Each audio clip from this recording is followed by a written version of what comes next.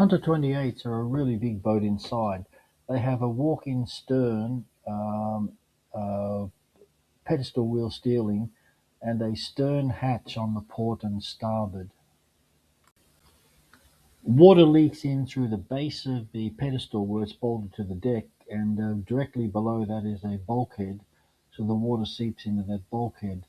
Water also leaks in through the hatches in the port and starboard stern lockers, and rots out the plywood bases in the lockers, and then the whole, basically the whole stern of the boat rots out.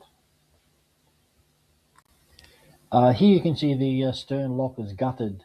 The port stern locker had batteries and then a floor, and then under the floor was a tank that held the grey water before it was pumped over the side. The starboard locker had the fuel tank mounted low, and then a floor mounted over the fuel tank, and then all of the fenders and everything were stuffed in there, but completely rotted out, both those stern lockers. So they've been removed and repainted.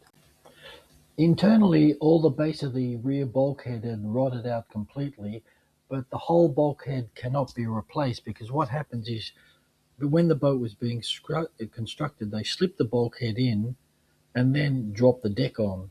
So once the deck is on, the bulkhead is in place. So I chopped out as much of the rotten bulkhead, or as much of the rotten bulkhead as I could, and then I'll replace it with a lower bulkhead that I'll actually screw onto the original one. You can see in the left corner and the right corner there's a little bit of rotten bits, and at the very top where it's chopped out, that's where the water came through from the pedestal above.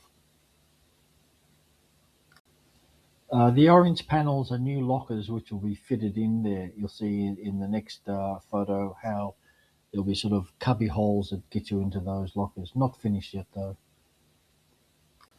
This is the made-up rear bulkhead replacement, lower bulkhead replacement in two sections. It's just sort of fitted into place, and you get the idea of how it will replace the rotted out section. I mean, really rotted out section. These are the frames that go in here to support the lockers once they're built in there. You can see the ribbing here that Watanabe-san epoxied to the inside of the hull. These will be the supports for when the interior liner goes on. On the starboard side, there was a small port window that gave you light into this little back cabin, but Watanabe said it was leaking, so he just glassed it right in. Here's the paneling starting to be fitted. I cut them all to size and fitted them roughly, and then took them all out and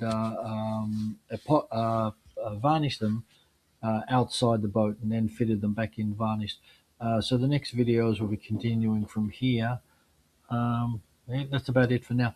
Secretly, Brad, I'm hoping that he'll look at my work, and secretly this is, and come up with some work for me. Actually, I'd love to do this with a little bit of pay coming in, but as it is now, I'm just really enjoying working here.